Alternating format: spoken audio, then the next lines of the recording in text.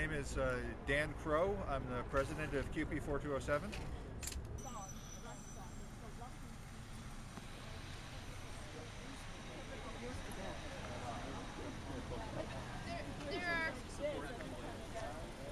We are on strike right now, and we cannot be on Brock University property. We've consulted with the police, and they've indicated that we must keep our picket lines in the crosswalk.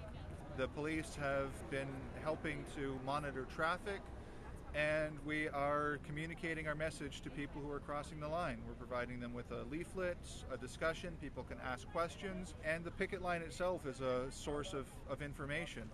So we've been holding people up for 3 to 5 minutes to cross the line to try to communicate the message. I think the picket line has been very effective. We have a lot of angry people, a lot of people that are in support. This is information picket. This is not an aggressive picket line. Could you tell me what precipitated this strike? Well, this goes back to the middle of February, where we sat down with the employer in mediation. We signed a tentative agreement, and they have backed out of that tentative agreement. They've refused to honor the agreement that they've signed. We negotiated over job security language. They passed us a proposal that we accepted. The following week, when we were working on cleaning up all of the language in the collective agreement, they passed us exactly the same job security language. Later that day, the employer sent us a document that they said that they had proofread that included that same language. So we had every reason to believe that Brock University was going to honor their agreement and provide us with the job security language that we negotiated. The union ratified the tentative agreement on February 28th. 9 days after that, the employer indicated to me that they wanted to change the agreement. They claimed that it was an error, even though they passed it to us 3 times. I don't know what kind of incompetence leads to somebody passing a document 3 times and then claiming that it's an error, but that's their problem. I indicated that we had ratified and we were not in a position to change the document. We couldn't, legally.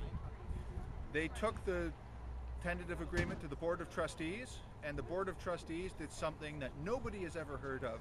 They voted to ratify the tentative agreement subject to a change. Ultimately, they were saying that they wanted to change the agreement that their chief negotiator signed. It is illegal to do that. They are not entitled to do that under the Ontario Labour Relations Act. So we wanted clarification. Did the employer consider this to be ratified or not ratified? And they refused to answer that. They kept saying they consider it to be ratified subject to a change, which is an illegal position to take. We worked with them, we gave them time to consult with their lawyer and their principals for an answer. I expected that answer to come on March 21st. They refused to provide a clear answer to me.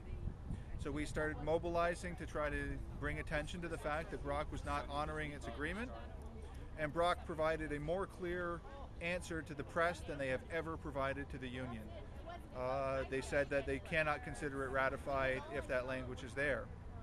We thought that it was still possible to try to pull this out of the fire. We called in the mediator. We met with the university and the mediator on March 25th to try to get them to actually recognize that this should be a deal that is ratified because they agreed to it, they signed it, and they said no. The language in question was a proposal that stated that the employer shall not contract out any work performed by members of the bargaining unit. And now they want to pull that out, and our only assumption is that that means that they want to contract out work that's done by the members of the bargaining unit. I'm a part-time teacher. Basically, part-time basically means short-term contract.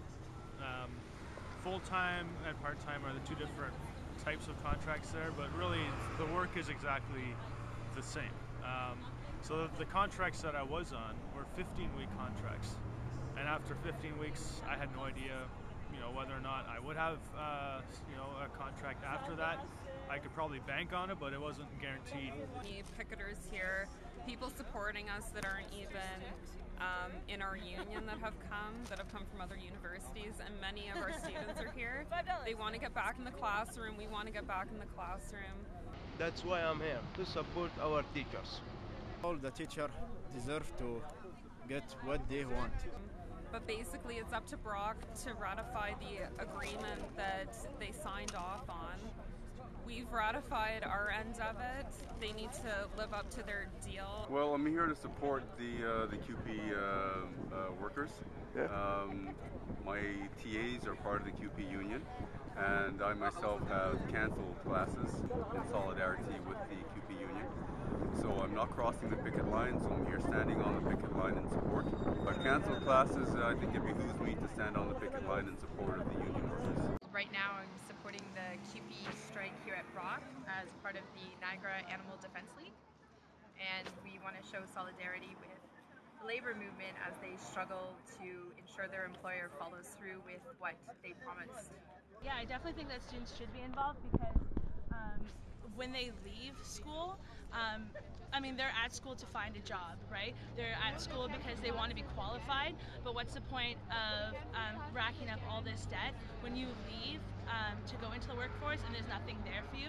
So I think that students should understand that this is quite an epidemic that's going on, and yes, of course, I think that they should be here supporting this small group of people making a very big impact.